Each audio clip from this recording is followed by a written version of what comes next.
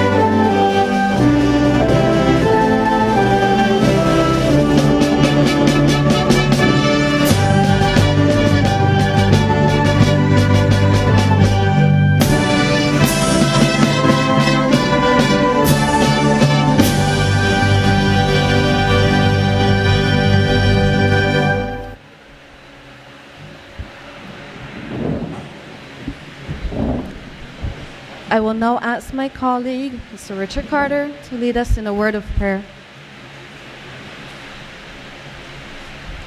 Let us pray. Almighty God, our Heavenly Father,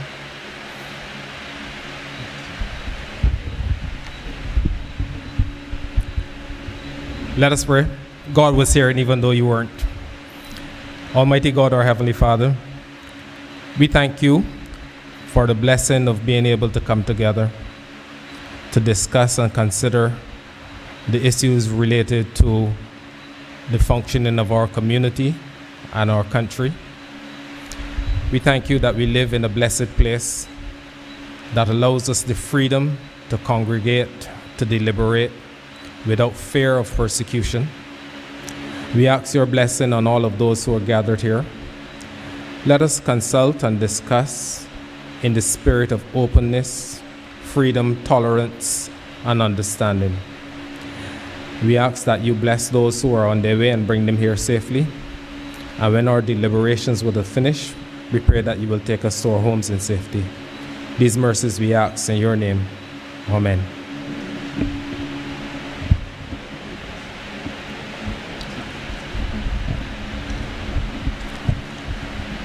Thank you. I'd like to introduce myself as well. My name is Krista Howell, and to my right, I have Mr. Barney Gibbs, and we are all members of the Thorne Commission. I'd also at this time like to acknowledge the presence of Minister John King. I'd also like to acknowledge MP, Attorney at Law and Member of Parliament, Ralph Thorne, and I'd also like to acknowledge Ambassador to CARICOM, David Comishon. Mr. Ford. Oh, I did not see you. My apologies, Minister Ford. Welcome, and thank you for being here. We are here to gather input from the members of the community in the lovely parish of St. Philip to garner your ideas and your input as to your vision for these commissions and these people's assemblies. We do not want it to be an exercise where we just come and dictate to you what they would look like, but to also hear from you what you would like to see happening and how you would like it to be structured. And we are going around to different parishes by means of these town halls to be able to gather input from everyone in the communities so that your voices can be heard, and so this is much your people's assemblies as it is ours, because it does not belong to any one person or entity. Just to give a bit of a background,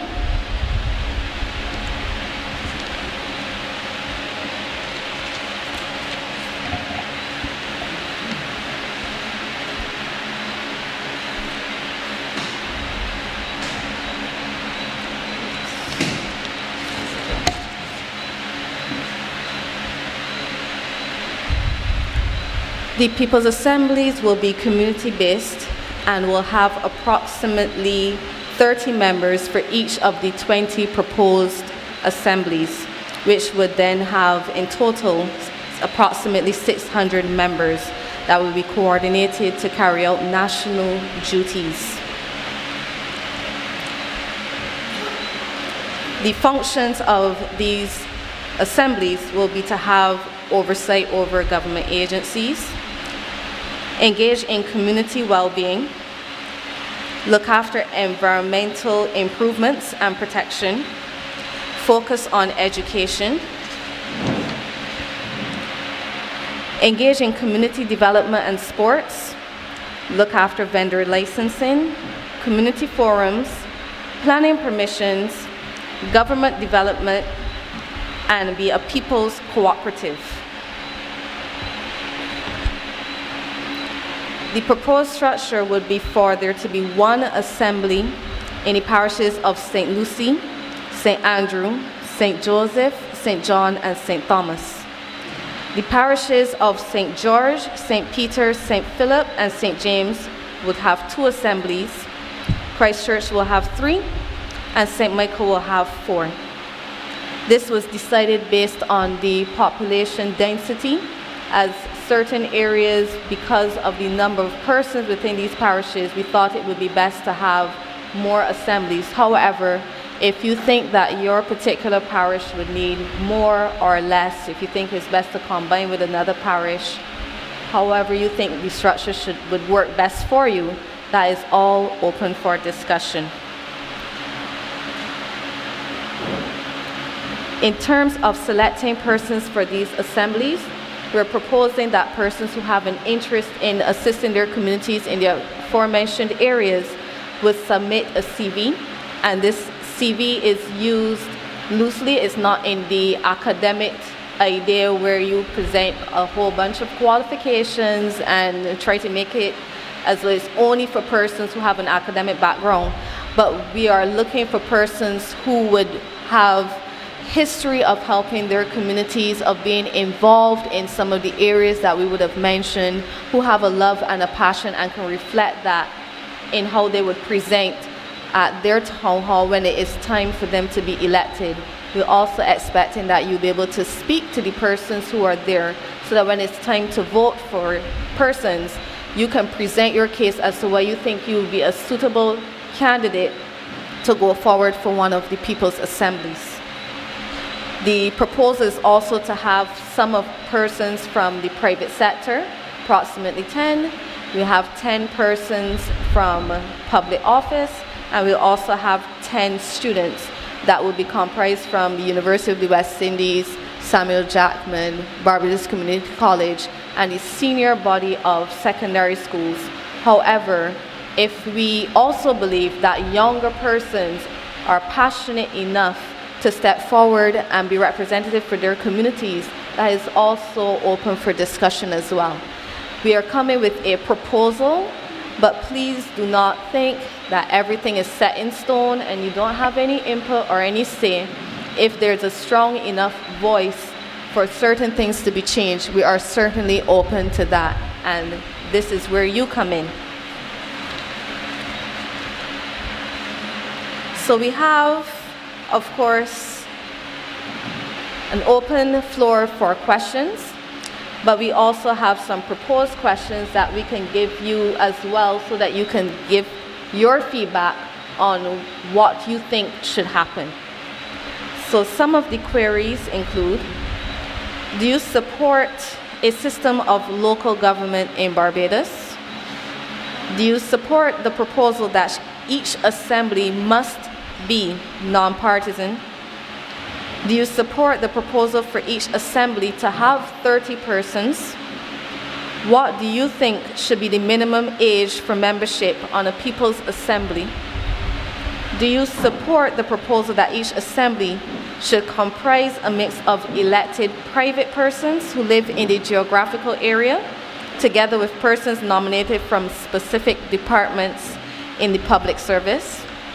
Do you think that the nominated public servant should sit on the assembly in his or her capacity as a public servant, or should they sit as a private citizen? Noting that each assembly may cover more than one constituency, what do you think should be the relationship between the People's Assembly and the parliamentary representative, if any at all?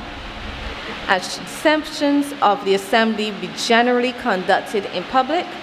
And the last query, when would you wish to see a system of local government implemented in Barbados? And at this time, I will open the floor for any questions, comments. Please feel free to come to the mic.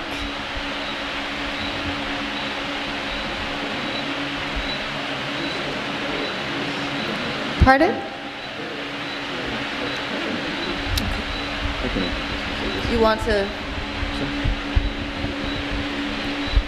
Good night, everyone. My name is Barney Gibbs, and I'm really here as a private citizen.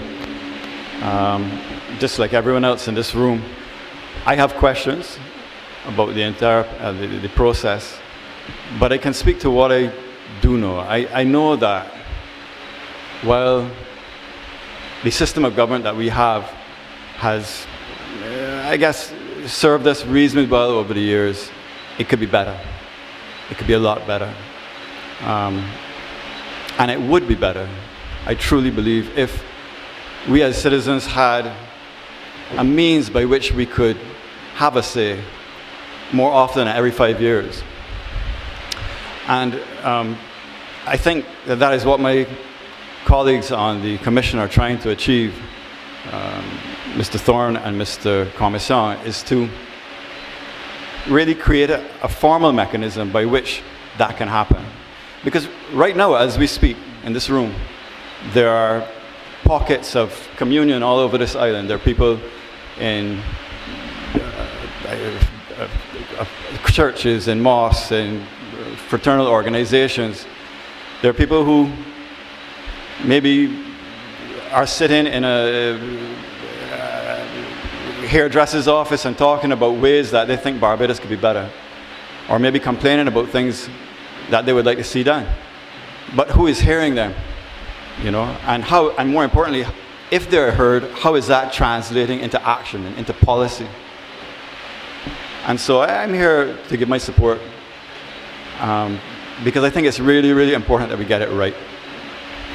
And that is why the Commission is asking for feedback from the public, because if we get it right, it could be transformative.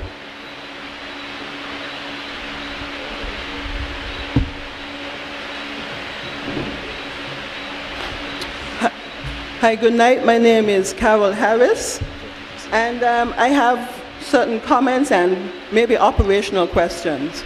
My first comment is, I don't know if you can recognize I have a slight accent. So one of my questions is, and I might be representing some non-nationals who I find we contribute to society. I've been living here really long, and yet I still turn on VOB and I would hear some hurtful things about non-nationals, as if we're lumped together, you know, as one group. And I would like to know if non-nationals would be accepted and allowed to participate, because we, you know, there was a fight about can we vote, what can we do? So I would like to volunteer and contribute because I live here, my daughter's Bajan, so I would like to contribute to my community, and I'm sure there are lots of non-nationals. We participate in sports, we help and contribute. This is our home. So I'm hoping that the Commission would create a room for us. So even if we mightn't be visible in society, because I heard one of the things you said was that one of the criteria is how involved are you in society?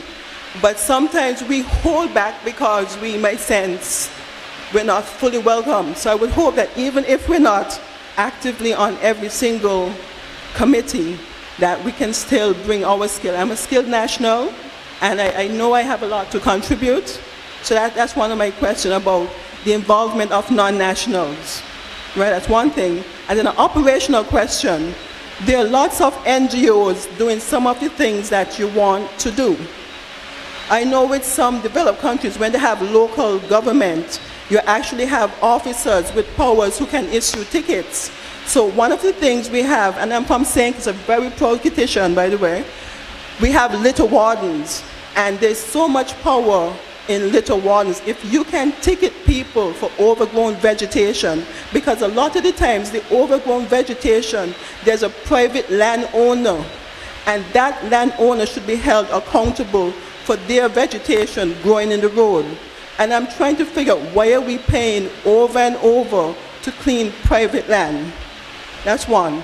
The other question, when the assembly members intend to do something, let's say you're cleaning a particular area and then somebody comes from another area. Sorry, my area of expertise is sanitation, so forgive me for my question in that area. When that person, let's say the people get together, they clean an area, and a business owner, somebody comes and dumps illegally, what power would they have? What powers would you be given to assembly members? It's one thing for us to do for our community, but there are other individuals in the community who don't care the same. There's a lot of illegal dumping, and the individuals out there, they're not in these meetings, they mightn't watch it on Facebook, but they're still part of the community. And no matter how much you educate, they're still going to do that. So would members of the community be given some authority to ticket, or what power would we have? Right. I will give each person on the panel an opportunity to address the questions, because the issue of non-national participation has not been discussed with the Commission. I would give my personal input. I will let my colleagues give their personal input, and if the chairperson and deputy chairperson would also like to give their input, I will open the floor for that as well. My personal view for non-nationals, this came up during elections as well. Non-nationals contribute to society. They pay taxes. They work in jobs that help to generate income for the economy. They contribute socially. And I think if a person is giving to this country and has a willingness to step up to contribute even more, I personally do not think that someone with that kind of spirit should be discouraged. I personally know non-nationals that have given more to this country than persons who are Barbadians. And I know there's no one answer, and my opinion alone will not carry all of the weight. However, I fully support if a non-national has a love for this country and wants to support, I think they should be given the opportunity to do so. I'm not sure if my colleagues would like to comment. My only comment on that would that there should be some minimum criteria such as residency. I think if someone is legally resident in Barbados, whether they're here on a student visa or a work visa, or here as a CARICOM national, approved CARICOM national, that they should absolutely be allowed to run for an assembly.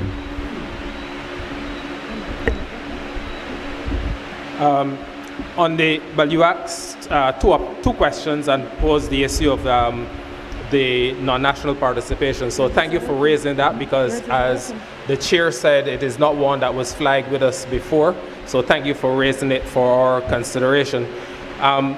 The basis on which members of the councils will be chosen is by virtue of election in their communities or in their districts.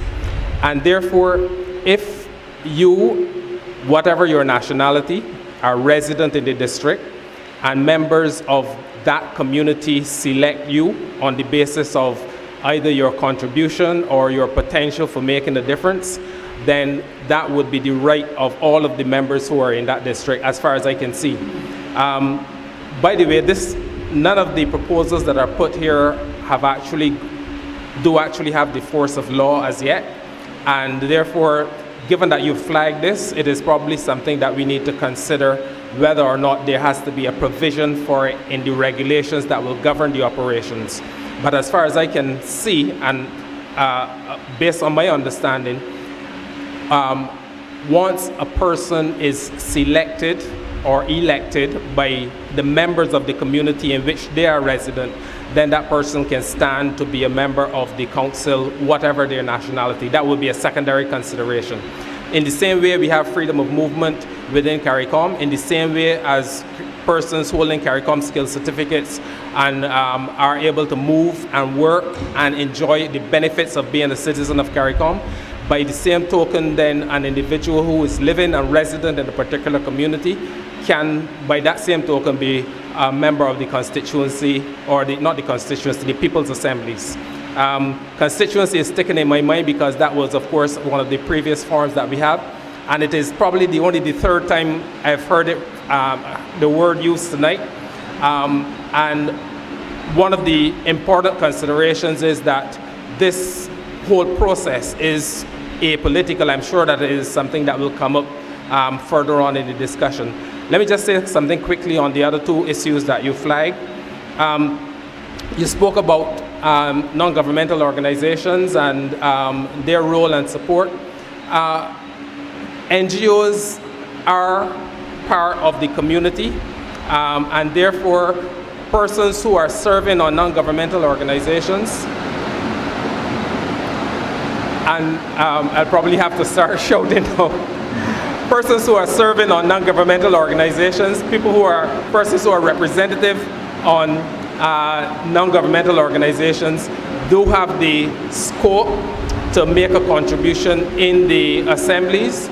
It may well be that the NGOs themselves may put forward their members to serve, but persons will not be elected by virtue of being a member of an NGO. You will be elected by virtue of being a member of the community and by virtue of the contribution that your fellow members of the community feel that you can make. Outside of those other special categories like students and so on, which are proposed. The final matter that you raised was on the issue of illegal dumping and issues like that, whether or not the council will be able to issue penalties in relation to that. There is a section of the proposal that deals with environmental matters. Illegal dumping is against the law, and that is basically where it starts. It is illegal by virtue of contravening the laws of Barbados. It would therefore not be up to the constituency or the community councils or the people's assemblies to actually enforce the law. That is the responsibility of the police force to police either persons' adherence to the law or otherwise.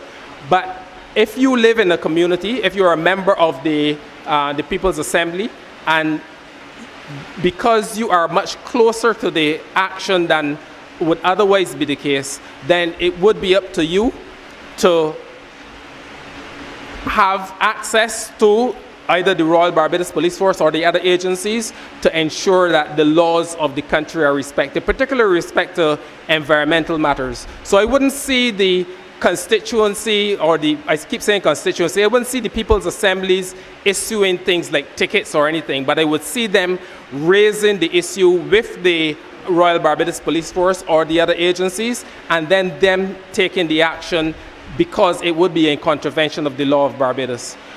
Somebody passed a note in relation to the fans, which are really, really noisy.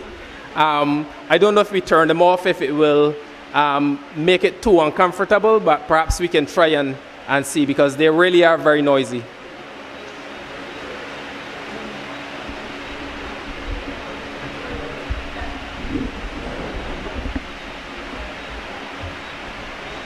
In the meantime,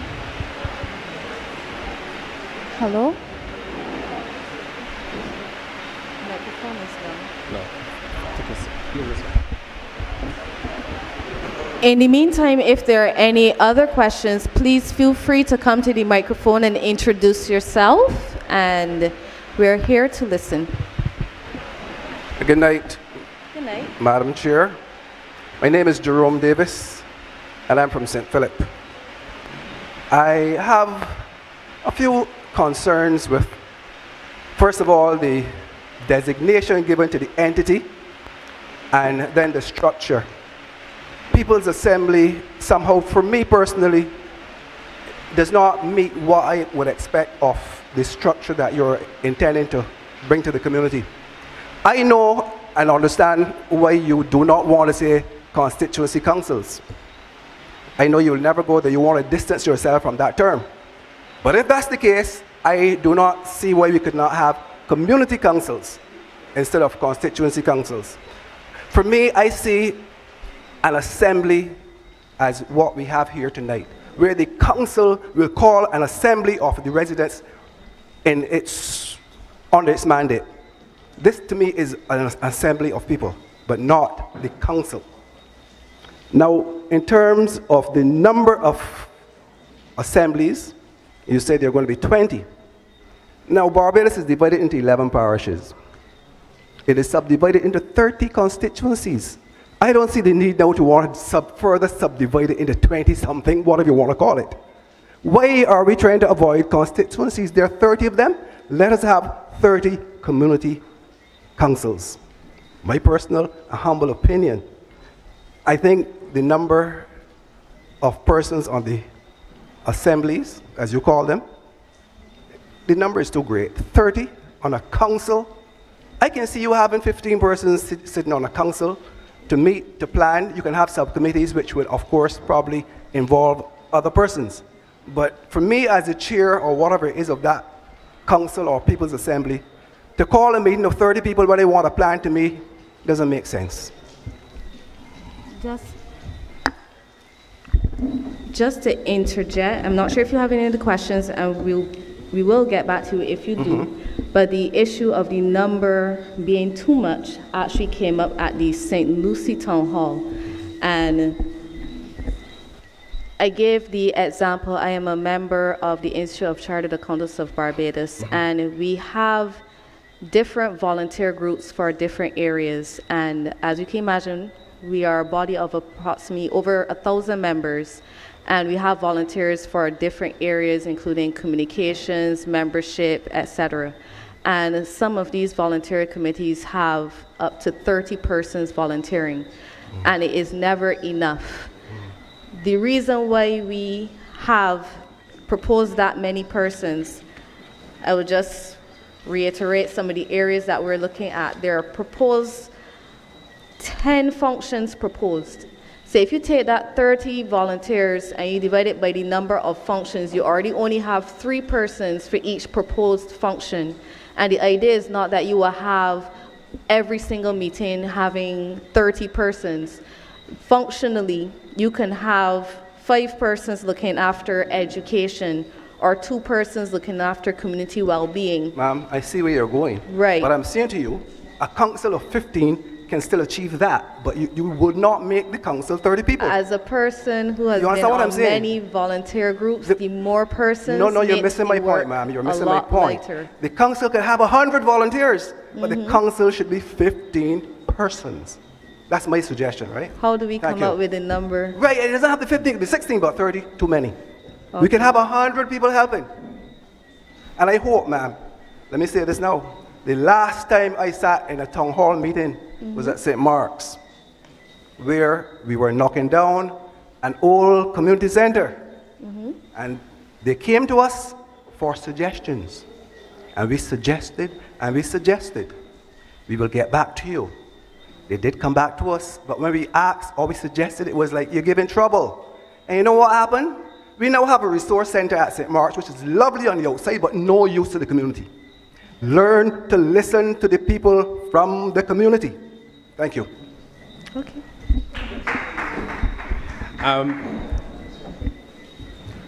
Thank you, Mr. Davis. I just wanted to say one thing in relation to the constituency. I myself actually got trapped in using the word, even though it is not one of the terms that is being used for the people's assemblies. The thing about constituencies, though, is that constituencies are an artificiality when you're talking about communities. The constituency boundaries sometimes run right down the middle of the road, and persons living on one side of the road belong to one constituency, and living on another belong to another. So that's an artificiality if you're talking about bringing people together to consider and discuss issues related to community. We are not necessarily going to get away from it if you organize yourselves into 20 districts, but my suggestion for the council that is discussing this is for us to ensure that when we are looking at boundaries, that we demarcate boundaries that build and preserve the integrity of communities rather than to split them. And sometimes it is almost as though you have one house almost split down the middle when you start talking about constituencies. So that would be my response to the suggestion of using constituencies, pure and simple.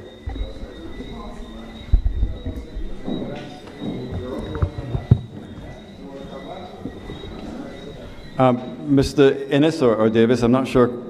Mr. Davis, I also just wanted to make the comment that while I appreciate the logistical issue that you raised about, convening 30 people, I myself am involved with a community neighborhood group where the decision-making body is pretty large. I think it's probably about 40 people. But we don't ever really meet in one room anymore. Technology has brought us to the point where we can form a WhatsApp group and get decisions made fairly quickly. And so while the point is very valid, I do think that there's been some movement in the technology which we're suggesting could be leveraged to alleviate that or mitigate that problem that you raised. Good evening, my name is Ian Brown, and I want to pick up from where Jerome left off actually, and where the Carter is, right? It's the Carter, yeah. Yeah. And it is with the assemblies, and I see you have here the assemblies will be one in St. Lucie, whatever. And you're saying that no matter what you do, you will have this demarcation. From where you sit, no matter how you try to do it, you will have a situation where once you're dealing with roads, you will always have the situation of one person on one side of the road being in one place and another person in another place. So I don't think we can get away from that. So my question would be, if you're looking at these assemblies, and from a management point of view, because I also see here that it says that the elections can be organized by the Electoral and Boundaries Commission. I know they can, and I was wondering if it isn't by the Electoral and Boundaries Commission, whom will it be? Because by the Constitution, the Electoral and Boundaries Commission are the only, at present, the only constituted persons to conduct elections in Barbados. So I would believe that you would look a bit further at that. And if it is the Electoral and Boundaries Commission that may be responsible for the conduct of elections, I would humbly suggest that you revisit how you may want to do the actual selection, i.e., and this is where I have to disagree with you, sir, that the constituencies will be the easier way of putting together the assemblies, the whatever you want to call it. Because I, like Jerome, I don't like the word assembly, because assembly to me connotates something different, right? And if you're going to use that, I would suggest that maybe in like I see here, St. Philip has 2, but there are 3 constituencies in St. Philip as it stands. Christchurch has 5. Christchurch may be easier because Christchurch as a parish, just about all the constituencies in Christchurch belong to Christchurch. But in St. Philip, now when you get to St. Philip and you have two assemblies for 3 constituencies, then we may very well have to look and say, well, St. Philip West, or demarcate the constituencies that belong to the assembly, to the respective assemblies, so that from a management point of view and also from an electoral point of view, it will be easier to manage, because if you're going to conduct elections, then it will mean like having two sets of lists where it is already established that the list per constituencies. So for the management and the running of the elections, you don't have to reinvent the wheel, you don't have to go and do any extra work. You have it all there, but you may very well be able to say, well, 4 constituencies in Christchurch make up assembly number 1 or assembly number 2, and from that point of view, to me, it will make for better operations.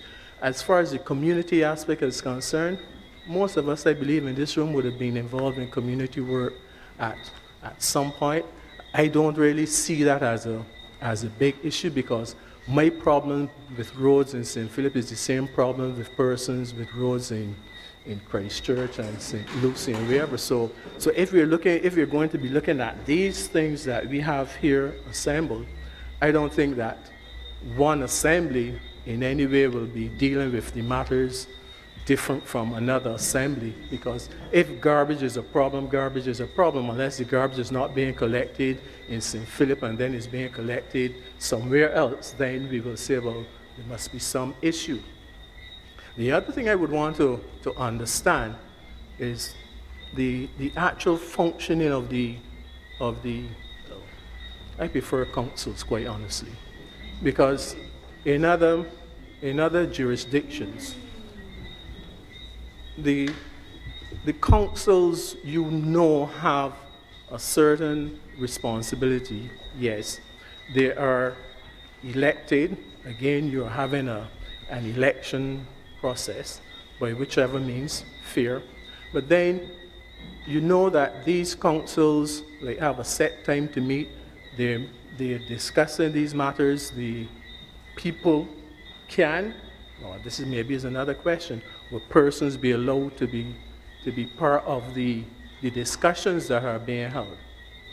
That to me is something that warrants some kind of thought as well. Because for me, I know that there's a council, and I know that I can leave home and come to a specific place to air whatever is my grievance or whatever, which for most persons mean there's a physical building somewhere that we can go to. I don't know how you envisage this, but I also see it as having a staff. And therefore, if you're going to have a staff, to me that, again, connotates some kind of permanency. Because if you're supposed to operate and have or address these issues, I don't understand then what will be the difference between going to my MP to tell him that my street light is out, or from walking down to some building somewhere here to sit and see someone to tell them the same thing. So I believe that we will have to look at the setup of this carefully, and quite frankly, at the end of the day, I believe it's going to be difficult to differentiate some of what is happening with the councils from the actual politics of the community. I understand and I appreciate that one of the things you may be trying to do is to get back community life and community spirit. But it is difficult in 2020, because I assume that these will be coming on board, something like that, to kind of like divorce what may be happening politically from what may be happening community-wise. Thanks. Can I just make a... Yeah. With the permission of the chair, just to respond to the last point that you made. And by the way, we've heard 2 suggestions so far for going with the constituencies as opposed to the 20 that has been proposed. And as the chair said, we are here to listen. We are not here to defend anything that is put here on paper. So we've heard 2 suggestions. People might have other views. I just wanted, however, to respond to the last point you made, Mr. Brown. You said that it is going to be difficult to divorce what is being proposed here from the politics. Sorry? Yeah, and I'm responding to what you said in terms of your opinion. My response to that is that the difficulty will be compounded if you start with constituencies, because those are by their very nature political. And if your intent is to move this away from partisan political differentiation to a genuine community level organization, that difficulty of separating that is compounded if you start out by saying the divisions are on the basis of political constituencies.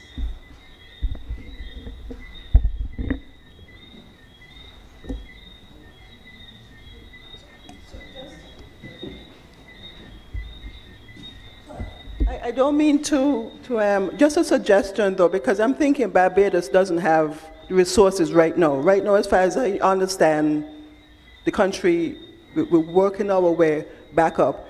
And I used to live in Corbins Road in Ashton Hall in St. Peter, and it had a fabulous sense of community. The community members pooled their money together without the office, pooled their money together and patched the roads themselves. And it was featured in the Nation newspaper. And when the bush was overgrown, the men got together and they cut the bush themselves. And I'm assuming part of this whole effort is to get action. Meetings are good, record keeping is good, but I think I would love to cut some bush along the side of the road. I want to walk, right? I want to walk. I want to be able to not have to step in the bush. So, nothing wrong with neighbors getting together, because there's some villages that like when I came here first, and I lived in Wanstead, where all the students live, I could not tell you who the neighbors were. People would drive right in the house and stay in there. And what is so wrong, I'm assuming we don't have money, but if people really want to see a difference, you would say, hey neighbor, this area overgrown, we get the clearance, I'm assuming this is where the government interactions, get the clearance and permission to go and clean that area. And if people invest and care about their own community, it will stay cleaner. And you want to set an example for young people. One of the things I grew up with in St. Kitts, I have to say it over and over, we had a general area, and we got no minister, no politician. We wanted it clean, we cleaned it ourselves. So the country doesn't have money. To me, you shouldn't overcomplicate it. You don't have money because, like I said, office with the staff, you have electricity. What is wrong in getting together by somebody's house? You don't want people in your house, on your veranda, under a lamp, under a tree. You get together, you want the area clean, you want to help an old neighbor, there's somebody, we all have a neighbor who lives by themselves, and I don't know how many people go and visit the neighbors. What is wrong with this sense of community? Yes, the government initiating it, but I feel we should take it on ourselves and say, hey, we have a neighbor, why can't we go visit that neighbor? Give the neighbor some milk and sugar. Don't wait for them to go in the Nation newspaper and beg. And I'm saying, why are so many people begging in the newspaper? And people here sitting around and don't help. So I am hoping and praying that we're going to get too caught up in names. You could name it whatever, as far as I'm concerned. Name it whatever. But if we care about each other, just care about your neighbor. I am going to get older. I would like to feel that if I don't have any children, that my neighbors would say, well, Miss Harris over there, she might want somebody to go to the post office. And you invade your neighbor's space and say, neighbor, I can help you. So I'm hoping that part of what comes out of this is building a sense of community, because I'll tell you, right, the thing I admire about Barbados is Bajan pride. People who defend Barbados is the best. But sometimes when you sit in the community, you wonder, where are my neighbors? Who are my neighbors? And I think we should focus more on helping one another. Even if this is a government-initiated event, we focus on helping one another. Not me beating down on you, just my opinion. My opinion. I commend you for your comments, and I echo your sentiment. The idea behind it is that, because the other area that was brought up is that every community has the same problems. The reality is that different communities may place different priorities on certain areas. And also the issue came up where you mentioned a community getting together and deciding to just pool their money and pool their resources to do certain things. Not every community can afford to do that. And that's also the idea behind this as well, that you would be able to have a budget and decide this is a priority for our community, this is where we live. We're not depending on any constituency to decide for us, any politician, anything like that. We as a community have decided we want to make sure that our elderly are taken care of. We want to make sure our roads are debushed. We want to make sure this can happen. And we now have the resources and the autonomy to make these decisions for ourselves and to make them happen. And I do agree. Me personally, I'm also not very caught up on the names. I know that everybody's not the same, and there's a place for everyone's opinions for sure, but I definitely do appreciate, me personally, the comments that you would have made. I believe there was somebody else who was... I just want to have a quick response. Yes. Is Mr. Carter? Yes. Your reference to if it's constituency based, it will be seen as political. There is an organization called a District Emergency Organization. There are 30 of them. Nobody perceived them as being political. Thank you. Thank you for your comments. Hi, I'm Angela. I'm just listening to the feedback. I had taken some notes earlier, and some of the comments were already addressed. But I'm sitting here, as I did earlier. I mean, the participation has grown, but the communities that are supposed to be, that we are supposed to be working from, the people, the representatives are not here. I'm just wondering what happened at the other meetings so far, the 3 that you would have had, and if this would be the 3rd one.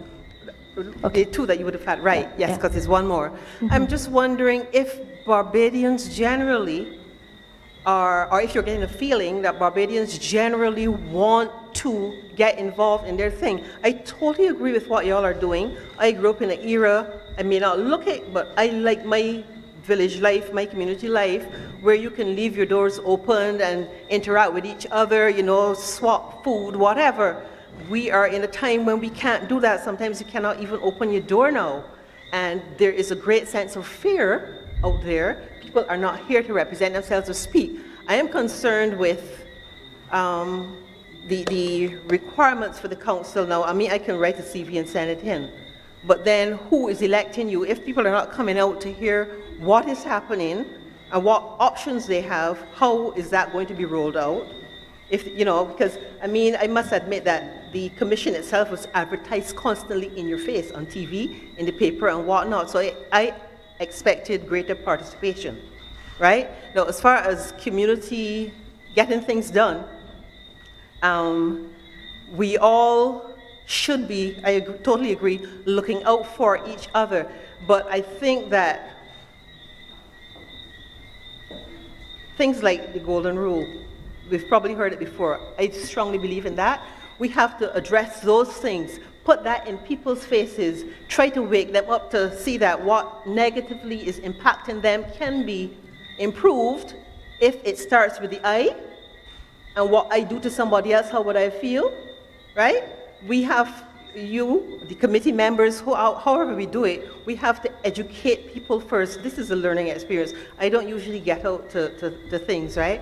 But I'm just suggesting that we need to do more, more educational blitz to the populace to try to wake them up. People are complaining every day, but then they're doing it in the bathroom where you do not get a response, right? And communities can be big or they can be small, but you are restricted or can be restricted in that community based upon whatever is happening around you. And then there's fear, right? How are those things going to be addressed? Because somewhere back there in one of the comments you say that you would liaise with the police or the sanitation or whatever, but if you're not empowered to do so, then we're going down the wrong hill again. I will sit now and go back through my notes again, but I just wanted to get over that point. that we need to get more people to wake up and know that everything improvement-wise starts with me. Yeah? Thank you for your comments. I will also share this for the panel as well in terms of a response. I was actually having a conversation with one of my fellow members, Mr. Mohammed, and our concern was that persons will feel as though it can't work, and by automatically assuming it can't work, don't contribute to it working. So it is our responsibility to make sure that persons have that sense of hope that this can help to build their communities, that this is something they can participate in. Your other concern with relation to whether it will have any authority, that also came up at the St. Lucie Town Hall, where persons were concerned that if you can't get through to government officials, no. If you can't get through to sanitation, if you can't get through to persons in a higher capacity, what authority will these different assemblies have to be able to mobilize these persons if the community decides they want to have a greater interaction with sanitation? How do you get them then to come out? And that is something that we have to work on as an assembly, to be able to make sure that however these are done, that you don't come up with the same roadblocks that you're currently experiencing, where you've identified exactly what you would like to happen within your people's assemblies, but you hit a roadblock and nothing happens, and then you have the impression that it is not working, because that is the exact opposite of what we're trying to achieve. And I know that our Deputy Chair, Mr. Comishon, would have spoken on this at the St. Lucie Assembly in terms of how much authority we are going to have. I don't know if you would like to share what the comments you would have made at the St. Lucie Town Hall.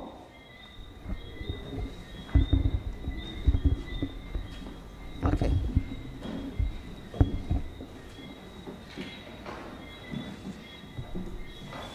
Good evening. I think we have to be very clear that the people's assemblies will have their own sphere of operations and autonomy. Similarly, the members of parliament will have their own sphere of autonomy and operations, central government, the statutory corporations. So I think we need to be very clear that we are not proposing something where the People's Assembly assume the world and the People's Assembly is doing everything. We have to be sensible and realistic and work out what is the proper sphere of operations and autonomy for the People's Assembly and how that relates to the MP, the central government, the statutory corporations. So, for example, we are envisaging that the People's Assembly would have some kind of environmental fund that will be available to the People's Assembly to do some environmental work in the area on its own accord. But we are also envisaging, so yes, emergency cases of overgrown bush and so forth. People's Assembly will have some resources that it could apply to dealing with that on its own. But there will be issues where, rather than the People's Assembly doing it on its own, the People's Assembly will be engaging with the City Sanitation Service Authority. So we have to make those demarcations. Also, we are proposing that the People's Assemblies collectively will constitute citizens' oversight committees in relation to government agencies that provide services to the people.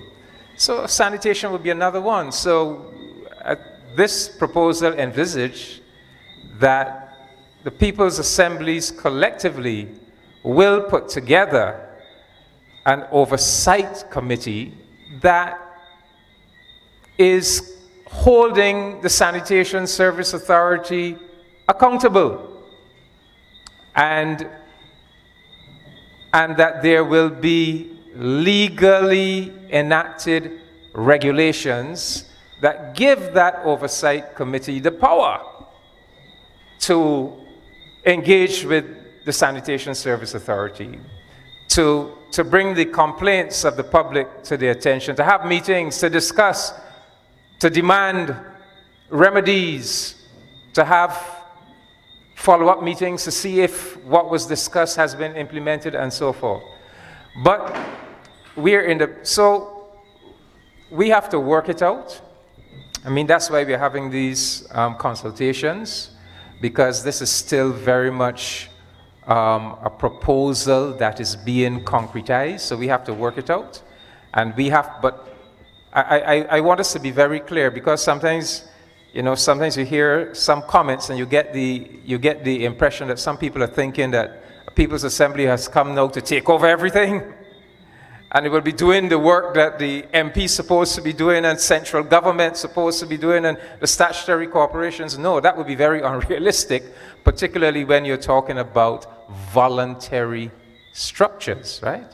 So we have to be very sensible and realistic, thinking through what are the functions we want these assemblies to perform, and how do we demarcate those functions, and how do those functions relate to the legitimate functions of members of parliament, central government, statutory corporations. So I just want to make that clear.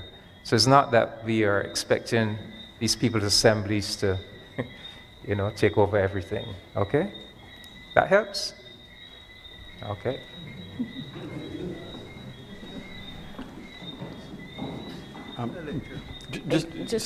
Before we take the question, I just wanted to address the last speaker's question, which I thought was good and important in that it brings up this whole thorny issue of participation.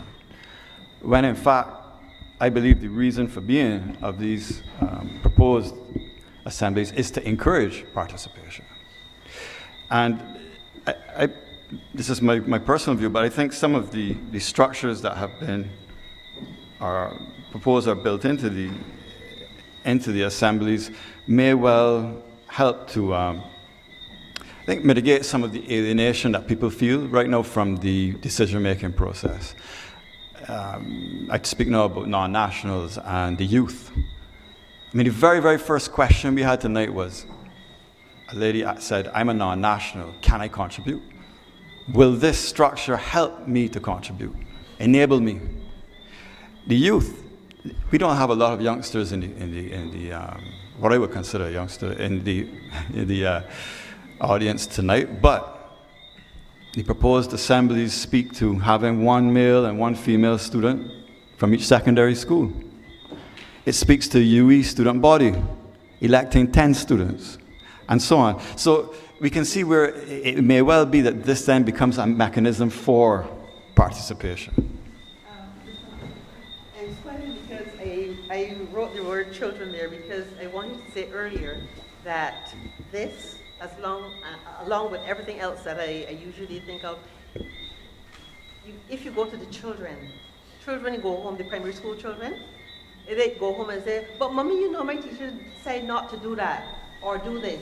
So if they are educated and encouraged, right, to go along with the commission and the whole idea, they can go home and keep nudging and prodding the parents who at this point in time are extremely busy. But they can also lend support to the whole thing, not just the teenagers that might be on the assembly, but those kindergarten children, they can get the parents to do things. Yes? Having said that, generally, small thing like the garbage, right? I was away recently, and I myself didn't realize what it was, but there was a nice smiley face, a clown's face. Sorry, a nice smiley face, a clown's face, looking at me, and my little granddaughter was just up to it making faces and whatnot. And I say, but what is that? It's a garbage can.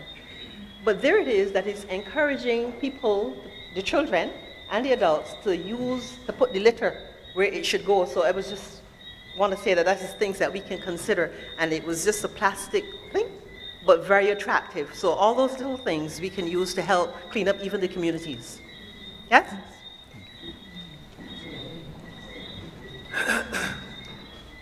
Good evening. My name is Everton Cumberbatch. Good evening. And I want to make a couple observations in respect of this whole thing. It does not have legislative teeth.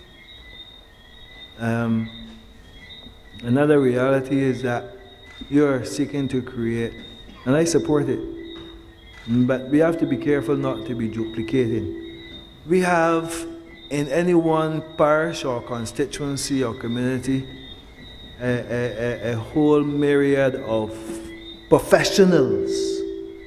The community development officer, the welfare officer, the sports council officer. From the polyclinic, you have public health nurses responsible for psychiatry and neonatal care.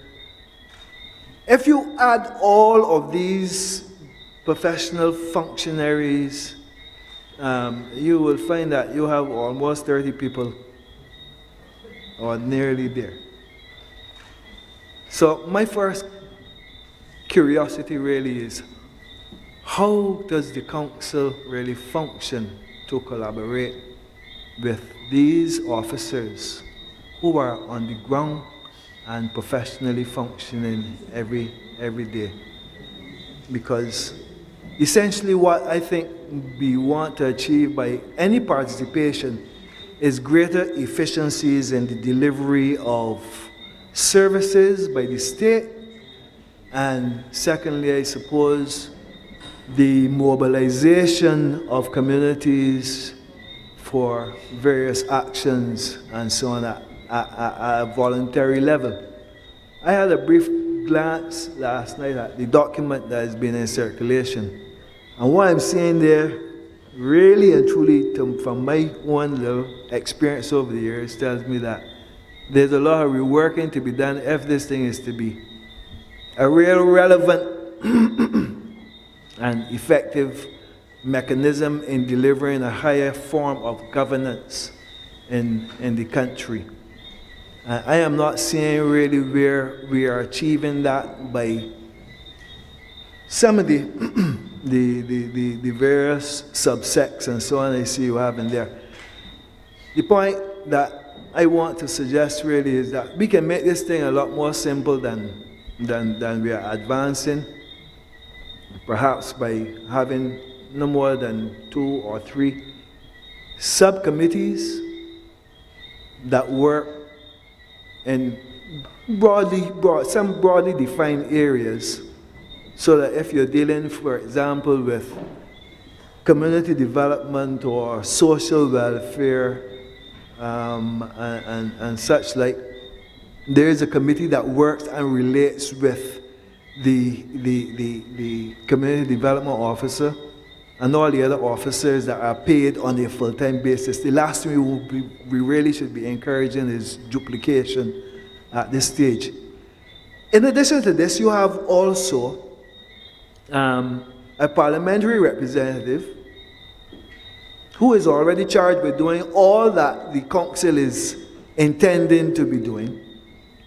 He has, as in the case of this parliament, where they're all ministers, in addition to a constituency aide, there is a executive assistant to ministers.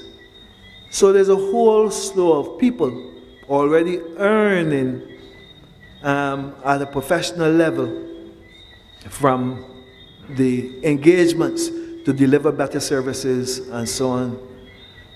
What is required, to my mind, is, in addition to those communities, to those committees that will function to deliver specifically whether it is related to sports or community programs through community development. I would hate to think that we are going to be in a situation where I hear Commission talking about having a fund, an environmental fund. A lot of this is pretty much similar to what existed in the constituency councils of the last dispensation. I don't know how successful they were, because one of the observations I made halfway in that tenure as well was that a lot of the volunteers after a while realized that there's no money in this for them and they were done with it. That MP drawing a salary that every time the NUPW succeeds in getting the salary increase for the civil servant, automatically the MP gets an increase. But at the same time, more and more of his work is being ceded to volunteers. So you got to be careful with that there too. I personally feel that the parliamentarians should really be at the center of the whole thing. He is the elected representative. First past the post system, whether it's by one vote, or 60% of the votes, 90% or whatever, he is the representative of the constituency. And everything that is being done, therefore, by forums of this sort really is to assist him in ensuring that there is greater delivery and more efficient delivery of services.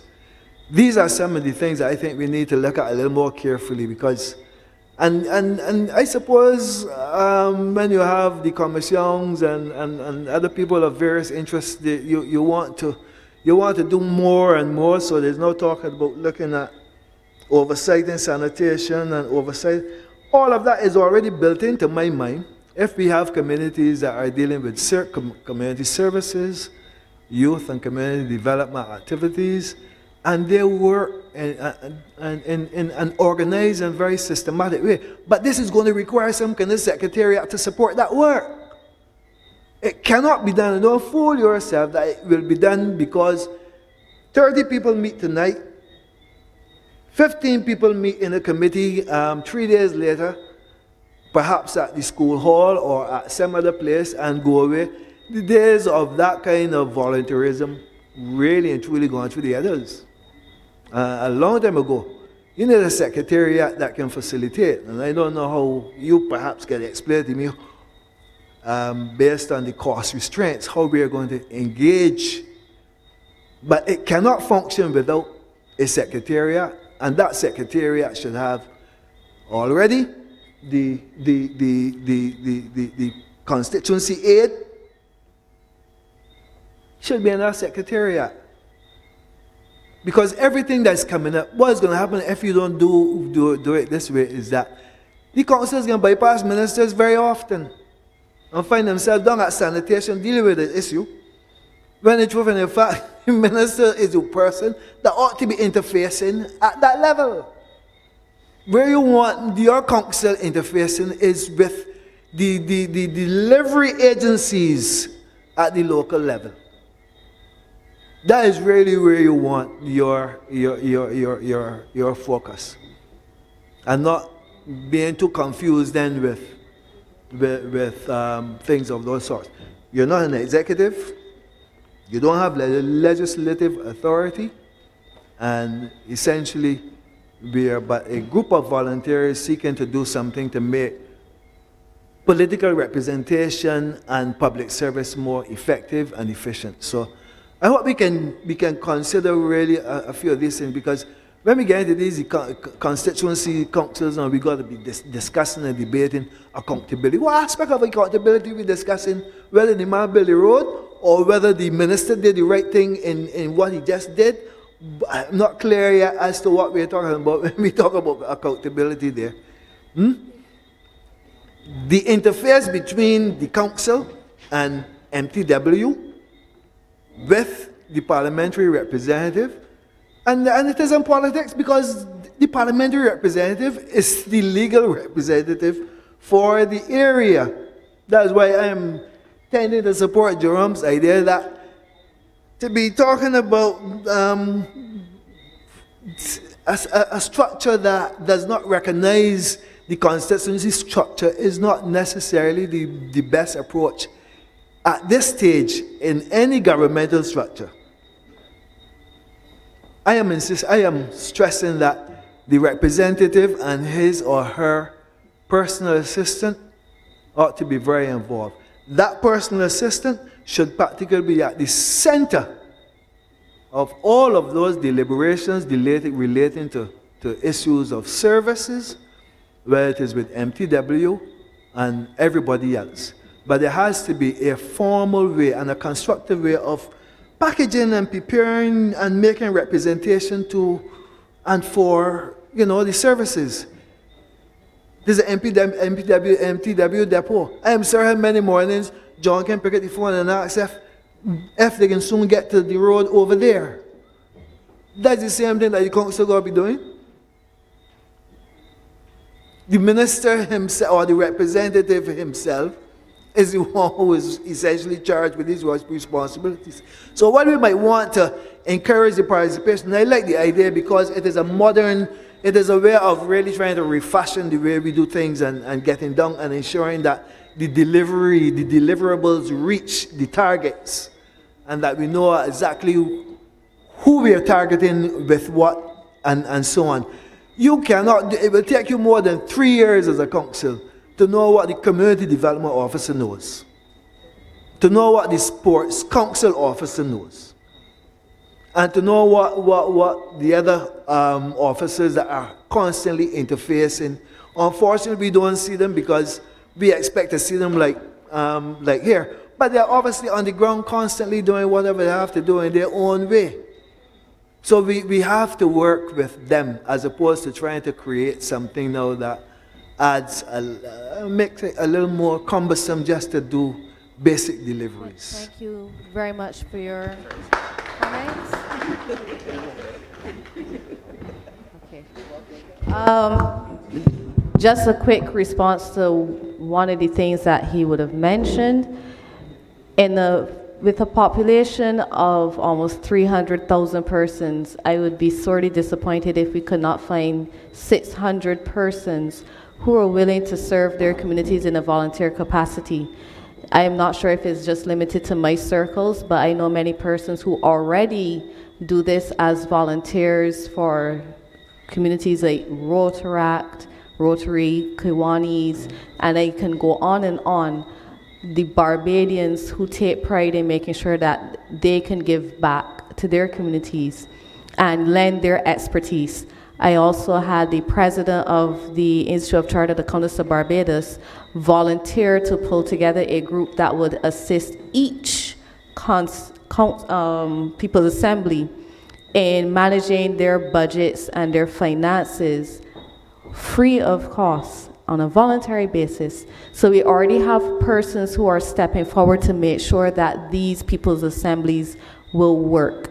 And I at least have to have faith that Barbadians are willing to help their own communities that they exist in, that they work in, that they play in every single day. If I did not at least have that faith, I would not be here.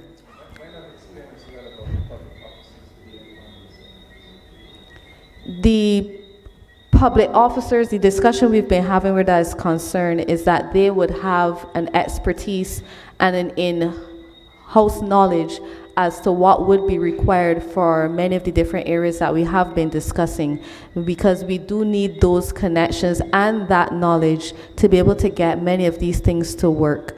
So that's another reason why we're discussing what their role would be exactly in terms of having them sit on these different assemblies, because we do understand that we as private citizens do not have the know-how as to how things work in government, and having their expertise and their know-how and their would be invaluable to making this work. So we're not going in with the assumption that we know how to get everything done. We're relying on those persons to also lend their expertise. With regards to the role of the minister, I would like to, Member of Parliament, sorry. It was speaking in terms of him mentioning that ministers, we're basically asking the People's Assemblies to play the role of the ministers, but at this point, I'd like to ask the Member of Parliament, Mr. Ralph Thorne, to give more insight as to why those roles have been separated.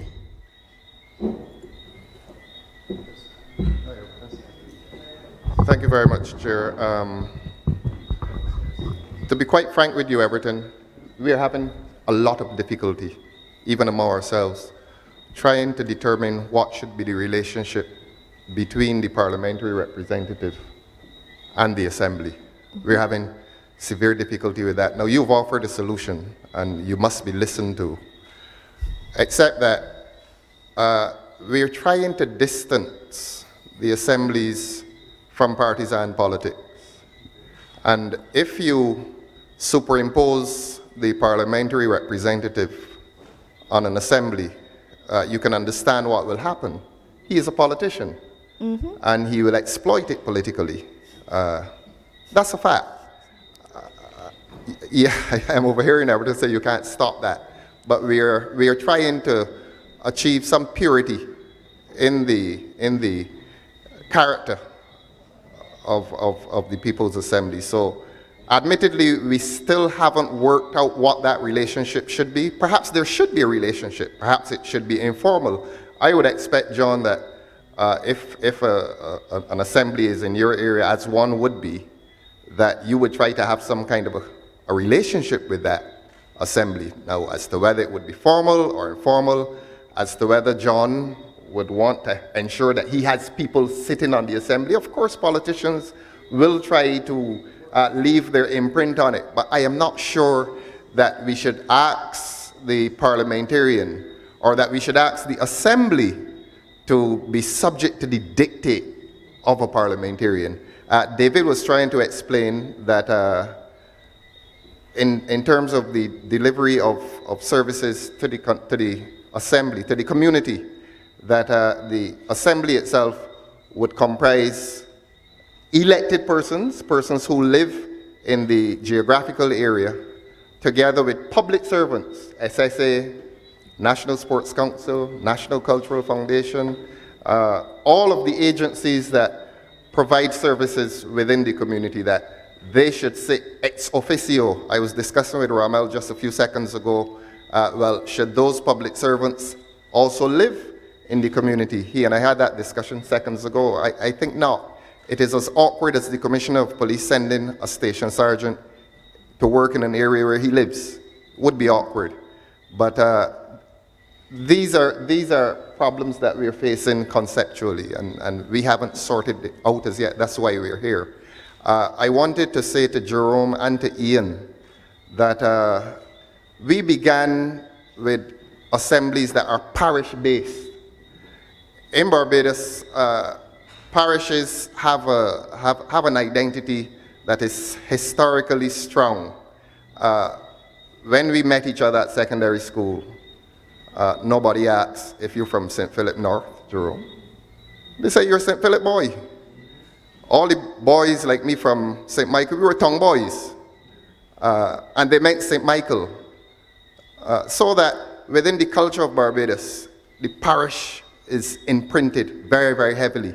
And I've always said one of the, apart from all the wrong that has occurred in Barbadian society, one of the positives is an inheritance of a well-organized or highly organized public service, that it was organized along the, on the basis of parishes. Every parish, for example, had a post office. Every parish had a police station. And of course, when the Anglican Church was the church, so to speak, every parish had an Anglican church. So there's a history of social organization. There's a history of a well-organized society administratively. So that is why we went for parish. I think Richard Carter has well explained the artificiality of constituency boundaries. I had a discussion earlier this week with a worker of the SSA. And when I was asking him, for the sake of my constituents, when I was asking him about his collection routes, he wasn't talking constituency. SSA has it demarcated in a completely different way. Perhaps it is parish, I don't know. But certainly it's not constituency. And Richard has made the point. I need not make the point again. But we started out as a parish, and that is why the smaller parishes and the more manageable parishes would have one. The difficulty, you come to St. Michael, how do you demarcate St. Michael? It's going to be extremely difficult, very, very difficult. St. Joseph, there's a St. Joseph identity. St. Philip, there's probably a St. Philip identity already. But again, John, nobody says that he is from St. Philip West. People say, I'm from St. Philip. Yeah, and that is why we are where we are at in terms of a parish identity. And we want to keep that because, as I said, historically, it is well imprinted in this society that a man is from St. Joseph or he's from St. John, and he holds that identity. We even speak differently. We all have provincial accents, whether we like it or not. And that says a lot in a modern Barbados, that in 2019, you can probably still identify a chap by the way he speaks.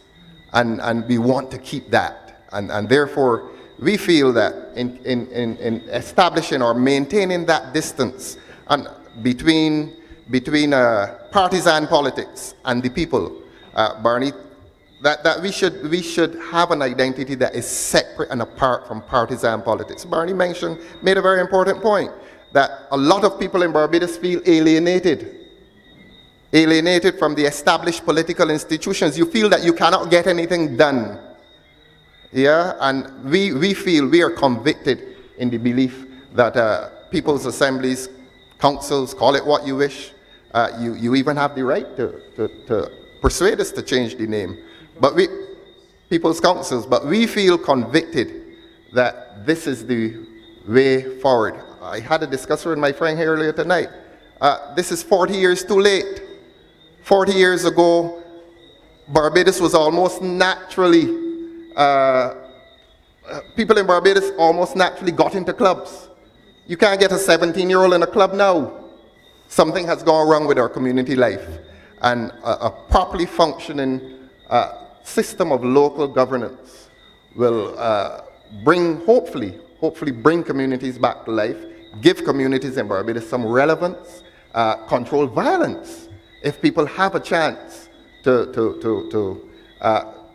make the decisions that influence, that affect them on a day-to-day basis.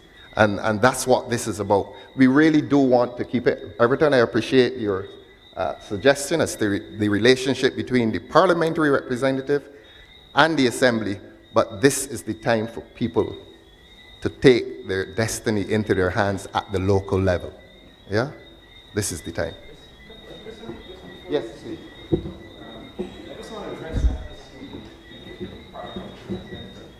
I just want to address that very quickly, and I know John probably wants to speak, but just want to address it very quickly. I think the way the paper is structured now, we are envisaging the engagement or the presence of the parliamentary representative in terms of the functions. So there are at least 3 functions where there's that presence and engagement with the parliamentary representative. So for example, the community well-being team, it is the way it is structured now, it is envisaged that the community well-being team will be engaging and liaising with the member of parliament or members of parliament, as the case may be. The community forum, where the assembly brings together the community to discuss national issues and pending legislation and so forth. It is envisaged that in that function, the member of parliament is very much involved. Government development planning, where the assembly is helping in terms of identifying what are the needs of the community, whether it's for jobs, for playing fields, for whatever. That again, there's an engagement there with the member of parliament. So the way it is structured, we have not gone the route of inserting the member of parliament directly in the People's Assembly, because the idea is we want the People's Assembly to be a people's instrument that has its own independence and autonomy and is as far as possible non-partisan. But there are functions of the People's Assembly where, by the very nature of the function, there has to be an engagement with the Member of Parliament. So the function determines whether there will be that engagement and presence, you see? So this is how it is structured at present.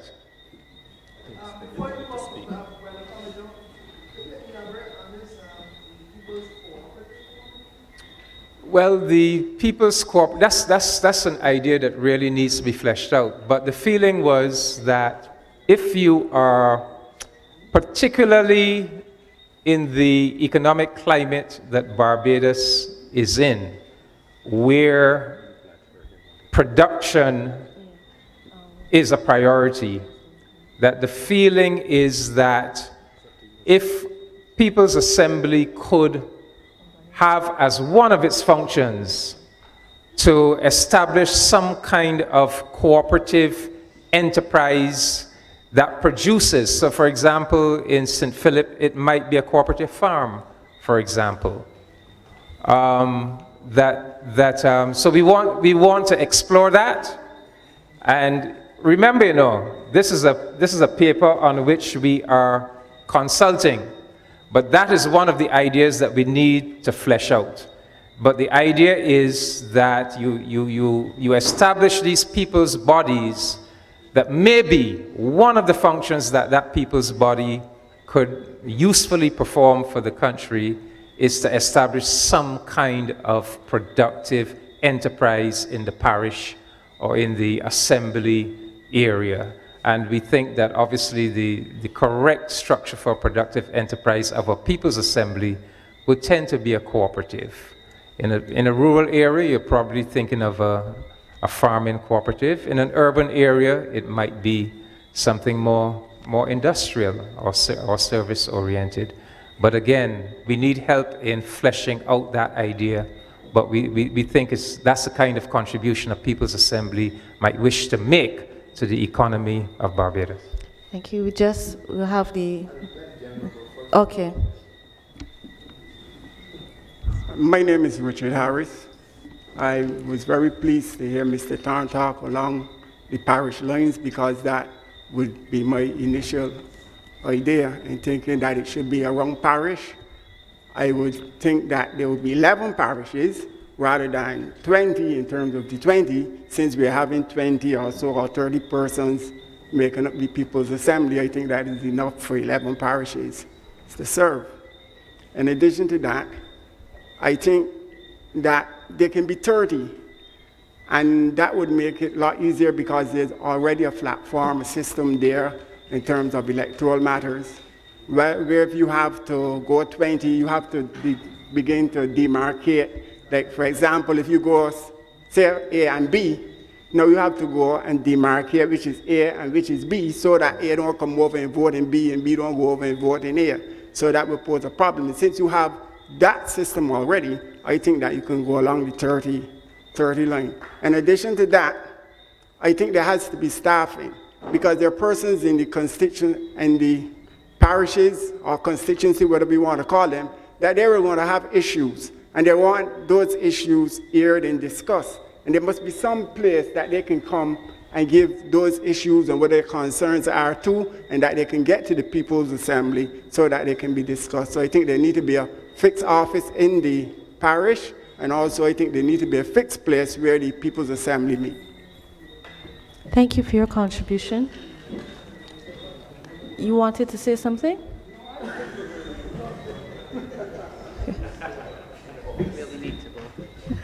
Good evening. My name is Michelle, and I like the idea of the People's Assembly. It doesn't matter to me what its name is. I think that there should be some association with the Member of Parliament, whether it's constituted along constituency lines or parish lines. I actually like parish lines.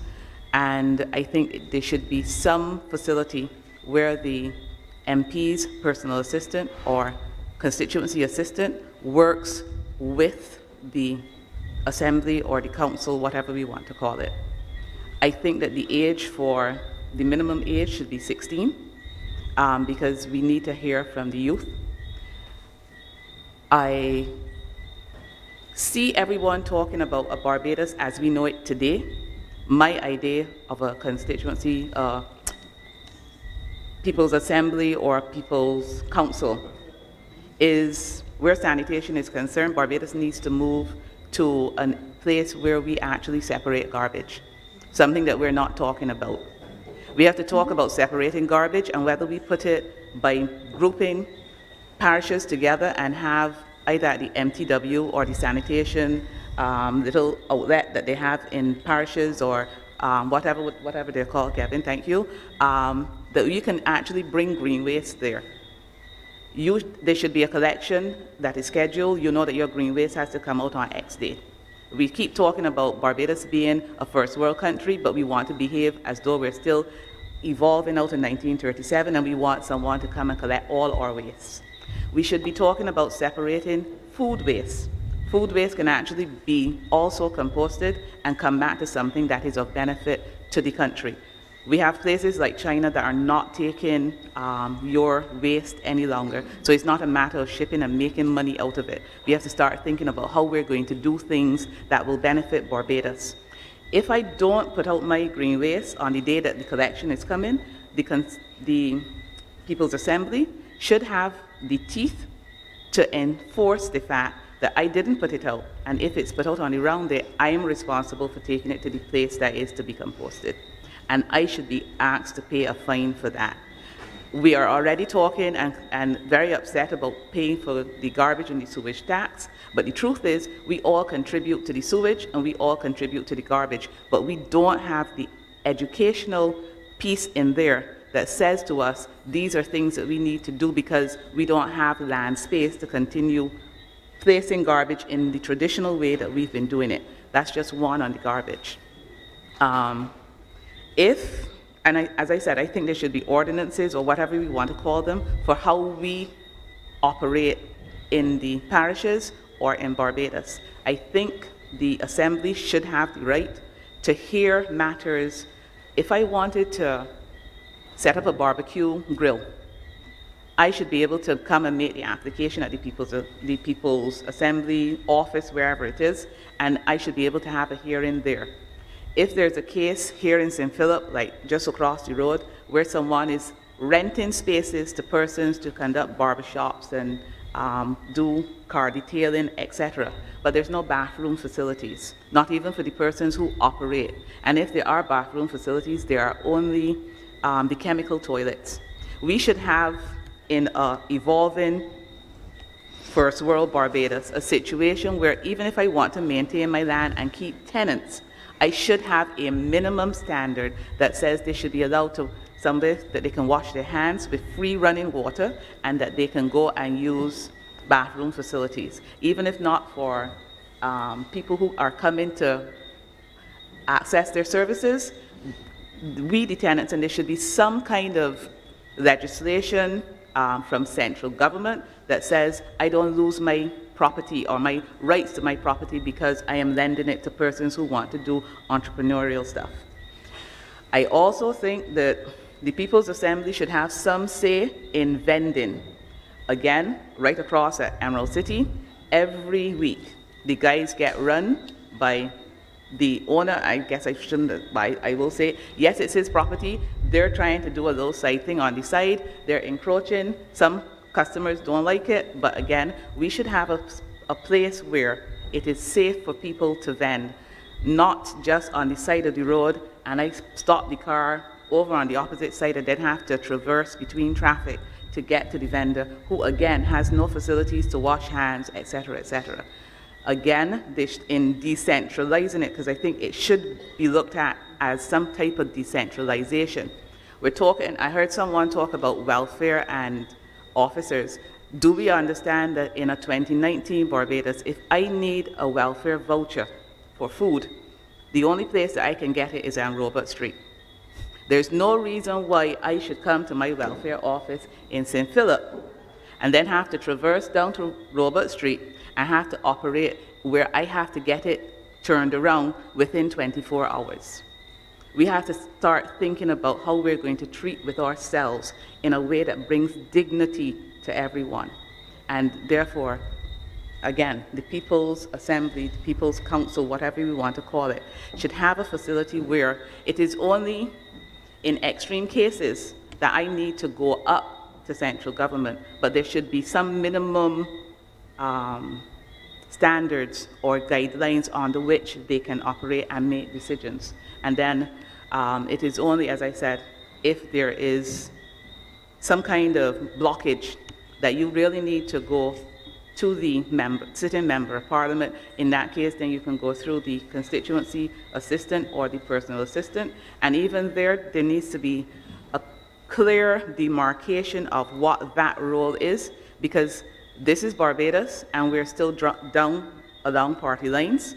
And I really don't want to come to the Parliament, to the assistant of a member of parliament for the Democratic Labour Party or the Barbados Labour Party, because I don't want to get branded as being a B, a D, a C, a E, or an F.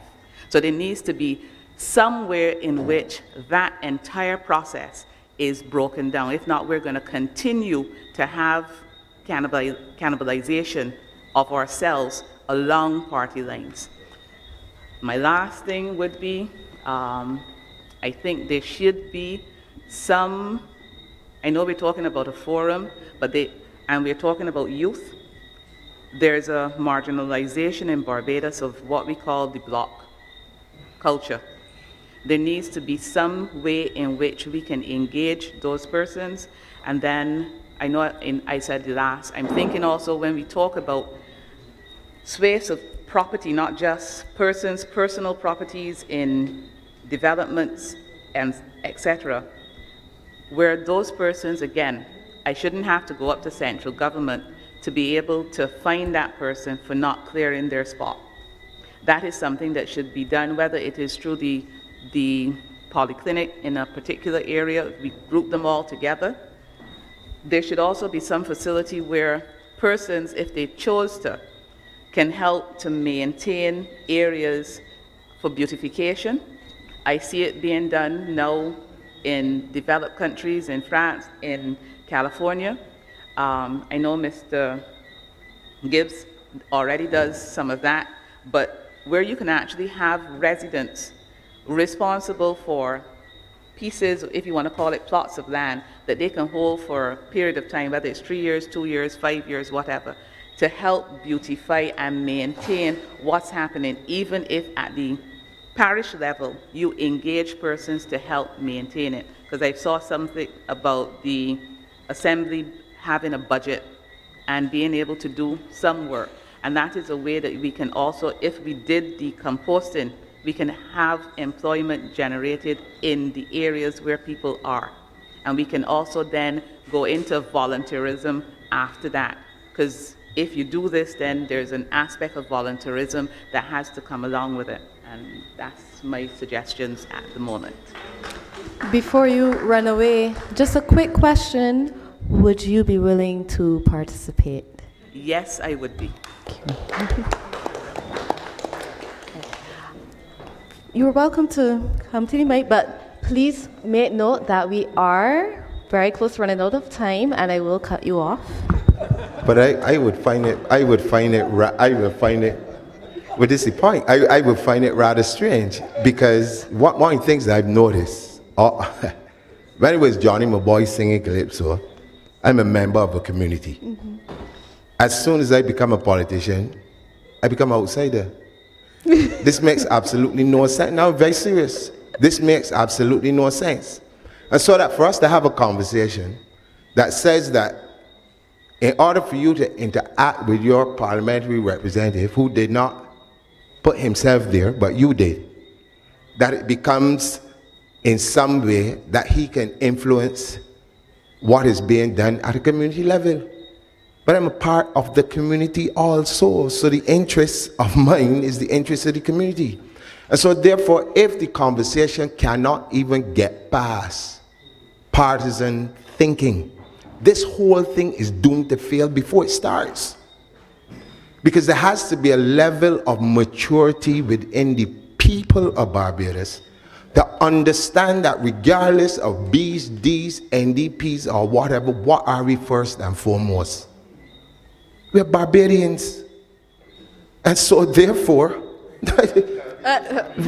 we are lovers Barbadians. of Barbados. I don't matter where you, I born in England.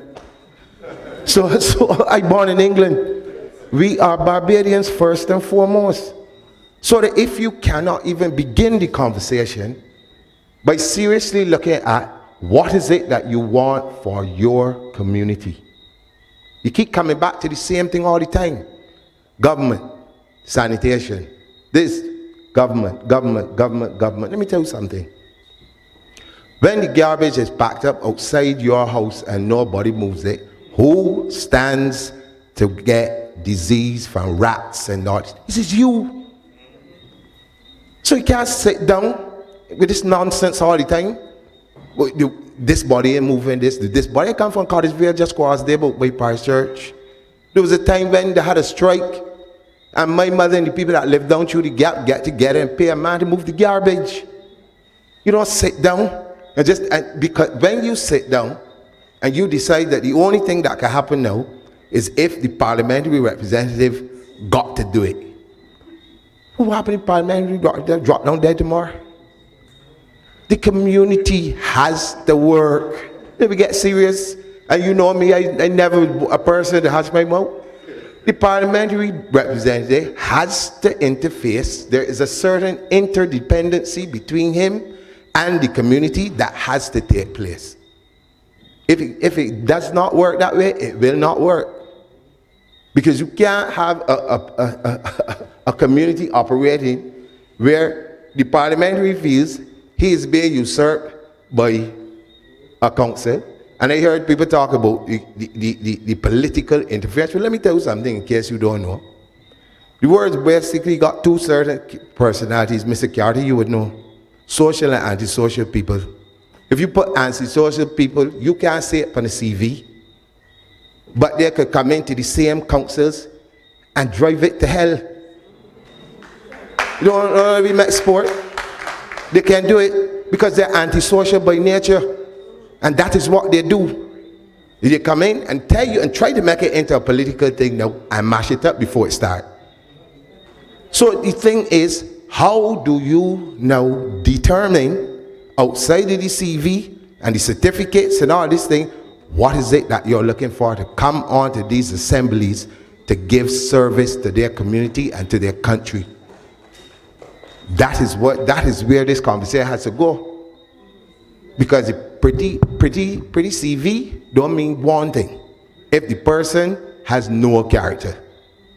Which is why we clarified at the beginning that we emphasize the CV is not academic in nature, but emphasizes your contribution and you represent to the persons who will be voting for you. Who is going to determine that the person or persons are fit to be on the assembly or the council, whatever you call it? The people. Right. So the people are going to vote for whoever, which means, and I've heard the conversation go to getting rid of the constituency out of it, but I would like to think that even if you have the assembly, that the assembly can find a way to ensure that they have people within each constituency, within each box, who can report to them, who could then liaison again with the representative and get things done. Because at the end of the day, the same people that vote for the MP is the same people that get skinny out when time comes. And whoever else come, gonna have to deal with them the same way. You cannot get away from it. Don't fool yourself. The place is too small to start off with. So let us take this conversation to what is it that we can achieve, because the assembly, in my mind, the council, whatever you call it, is a brilliant idea. What it needs now is for people to think outside of that political box and work out how are we as members of the community, St. Philip, how are we going to contribute to it to make it happen in the best interest of ourselves and our children? Thank you. Thank you for your contribution. You can come if you can keep it short. Yes, you can come. We're watching the time, so. Yeah. Good night. My name is Ernest.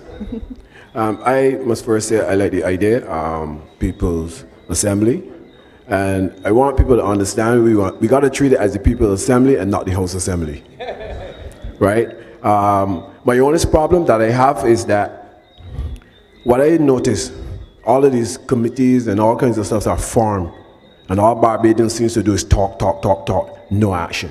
I think what we need, if you form this together, we need doers. Not just talk, we're gonna do this, and everybody talk pretty, and nothing have behind it. I also saw in there volunteers. And when I look at numbers, volunteers do need a lot of numbers, because I'll tell you this, I've been in organizations before that got volunteers, and when it's come for action, you don't see many people. So the more people on that make the work a little lighter. And I don't worry about numbers, because you should keep the numbers up as high as we can get them. I think what's actually happened, people looking at who sits on committees and who do this, who's the boss. But we want workers, we want people who can get out and do things. And that's the honest way it's gonna happen. And also I'm wondering how, if I want to be a member in my community, what do I have to do? I might live in this community here, only the people in this community know me. But if people are gonna vote, do I have to campaign? What do I do? In other words, if it would not be an electioneering, but you would present to the persons when it's time for vote why they should vote for you. You have an opportunity to speak on your own behalf. But I'm saying if I'm just saying something for the first time, you just met me for the first time, I give you all this special thing about me. You don't know much. Join the church. So in other words, I got to get involved in organizations and to be known.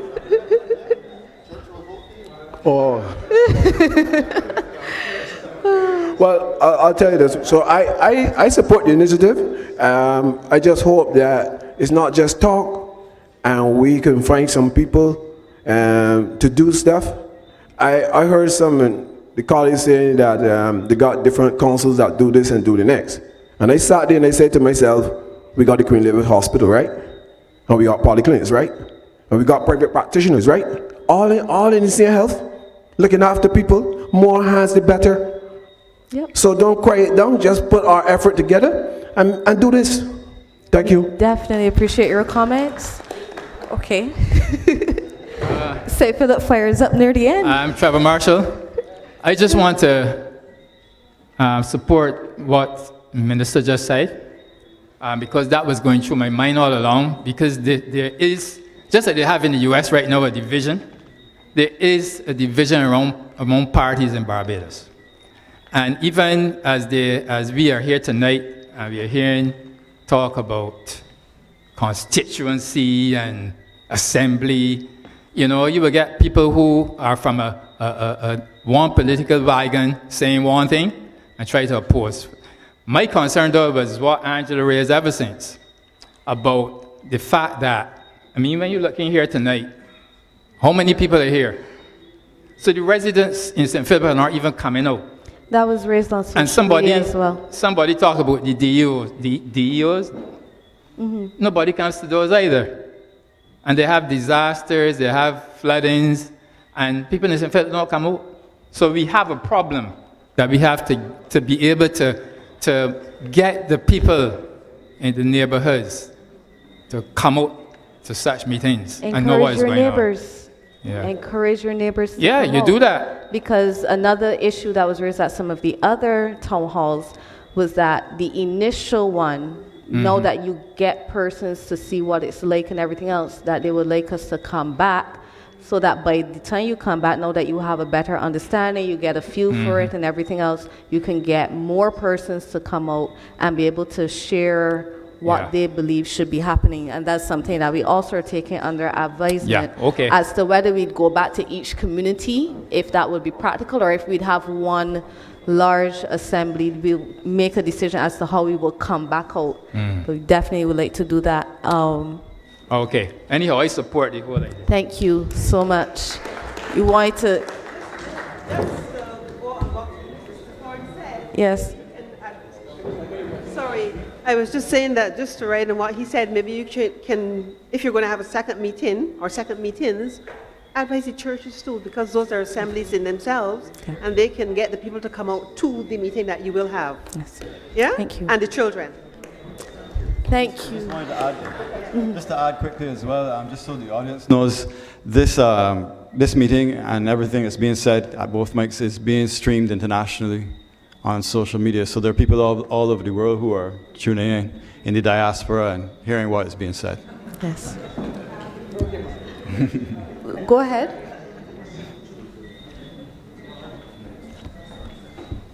Hi, good night.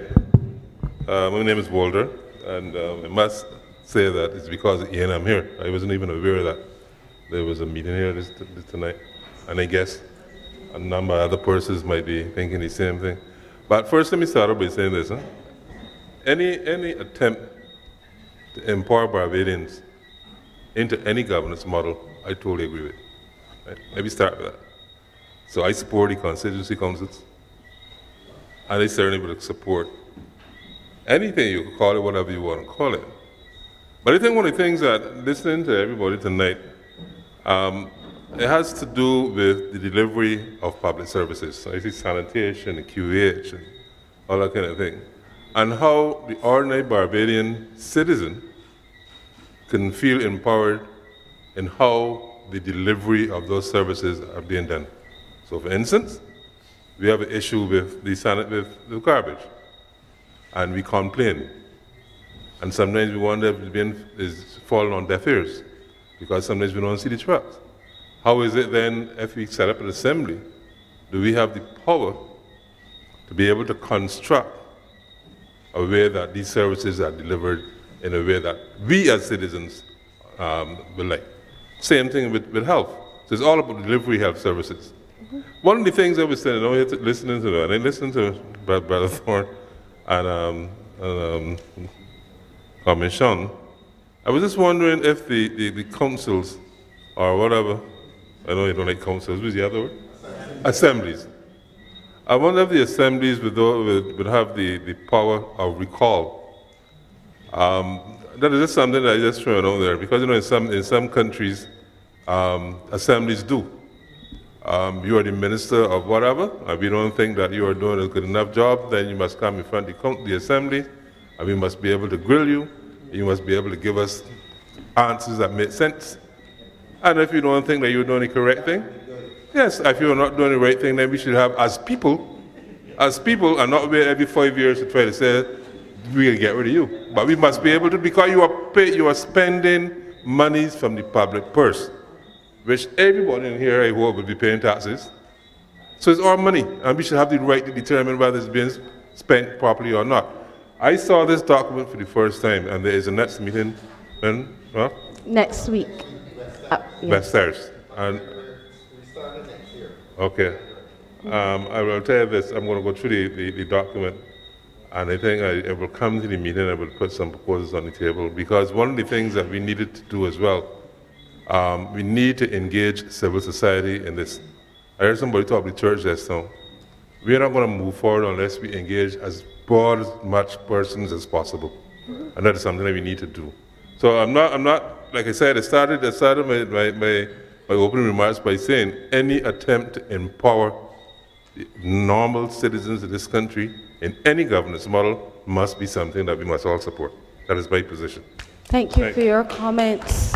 And at this point, I will bring the meeting to a close.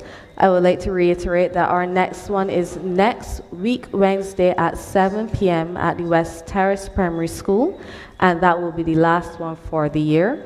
We will then restart in 2020. We want to give a break for Christmas because we know that's where everybody's concerns will be. But please stay tuned to listen out for when our next meetings will be. You do not have to be limited to the town hall that's in your community. If you want to come and share, you're quite welcome to do so. Please listen out for all of the communications via GIS. We also have a Facebook page that you're welcome to go on, where you can see all the information about the meetings, the times, the locations, and the documentation. So thank you so much for your participation, and I wish everyone a wonderful night.